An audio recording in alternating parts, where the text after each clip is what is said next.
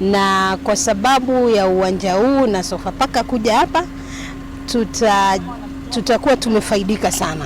Wafanyi biashara si waundanyi peke yake, lakini kwa kaunti nzima hawana budi ila kungoja siku hiyo ifike, kwa sababu tunaamini kwamba wachezaji wakija pamoja na wale wa mashabiki watatafuta mahali pa kulala, watatafuta chakula. Kwa hivyo hiyo itakuza uchumi wetu, wafanyi biashara zao zitanawiri. Kwa hizi siku ambazo watakuwa hapa, watatumia hoteli zetu kulala, watatumia hoteli zetu pia kula chakula, na angalia pia magari yataekwa mafuta.